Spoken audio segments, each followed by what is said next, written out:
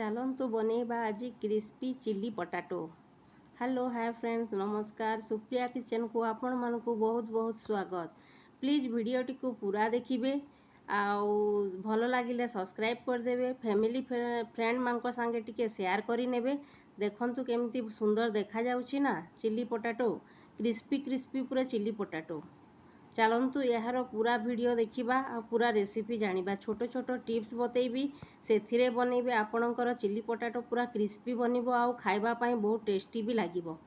देखंतु मु एटा medium size रो आलू 4टा नै जाइछि, ताकू चलतु एबे काटी नबा। देखंतु आपण ए भलिया भाबरे आलू को काटिबे, जे भलिया भाबरे फिंगर चिप्स बना हुए ना से भलिया भाबरे आलू को काटिबे। एमती लंबा लंबा किना काटिबे, भल भाबरे फिंगर चिप्स हम। फिंगर चिप्स भल न हेले ना चिली पोटाटोटा भल भी लागिबो नाही। देखंतु ए भलिया भाबरे सब आलू गुड़ा को काटी नेबे। ए भलिया भाबरे मु सब आलू को काटी नै सब आलू गुड़ा को धोई नैथिली। आलू न धोइले ना से सब कला पड़ी जाए, से आलू को धोई नेबे।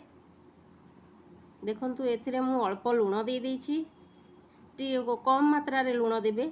आउ मु एथिरे कॉर्नफ्लोर नै जाइछि 3.5 चम्मच। आपण देखिकिना कॉर्नफ्लोर नेबे। कॉर्नफ्लोर टिके बाइंडिंग भल हवा पर्यंत देबे कॉर्नफ्लोरटा। आउ सबको गोळेई नेबे, सेथिरे ना बाइंडिंग भल आसीबा दरकार।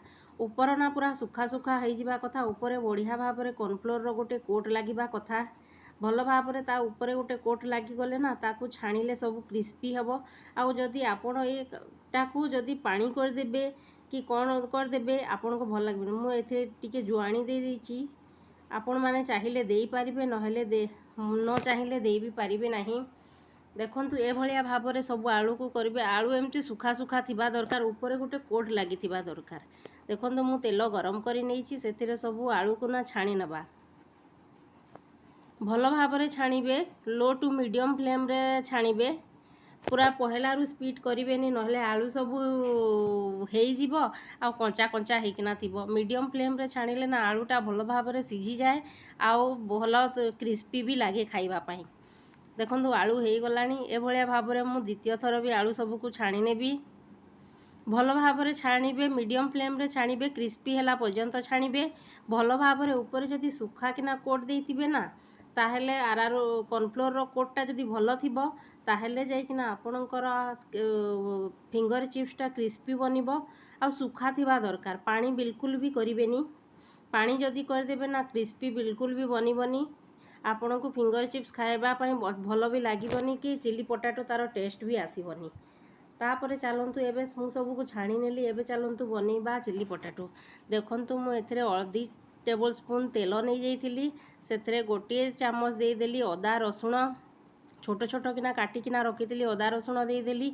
मु दे देछि कंचा लंका। आपण माने चाहिले कंचा लंका देई परिबे, न भी देई परिबे, बाकी कंचा लंका टिके देले भल लागे। आ मु रखिथिली ना 2टी मीडियम साइज रो प्याज और 1 कैप्सिकम, ताकू सब को काटी नैछि।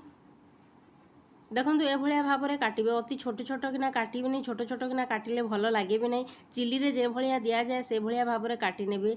प्याज किछि समय भाजिला पर मु सेथिरे अल्प लुण दे देछि।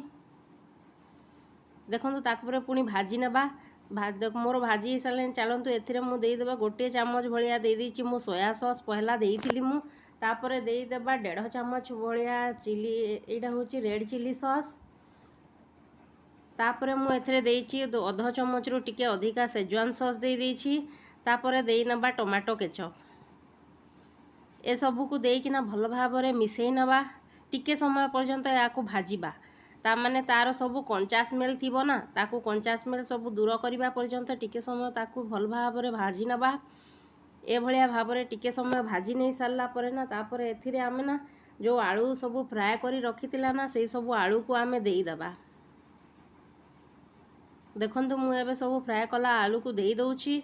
आ ताकू भल भाव में ना 5 मिनिट जाए घांटीबा, ताकू टिके गरम हवा पई दबा। भल भाव में ताकू क्रिस्पी भी हेई जिवो। खाइबा पई जेमती देखिबा पई जेमती सुंदर देखा जिवो ना, खाइबा पई सेतिकी टेस्टी लागे। छोट छुआ हो कि बड़ हो समस्ते भल भाव में खाइबे। ଆଉ ପ୍ଲିଜ୍ ଭିଡ଼ିଓଟିକୁ ଆପଣମାନେ ସବସ୍କ୍ରାଇବ୍ କରୁନାହାନ୍ତି କି ପୁରା ଦେଖୁ ବି ନାହାନ୍ତି। ପ୍ଲିଜ୍ ମୁଁ ନୂଆ କିନା କରୁଛି, ମୋତେ କିଛି ସପୋର୍ଟ ମିଳିଯିବ।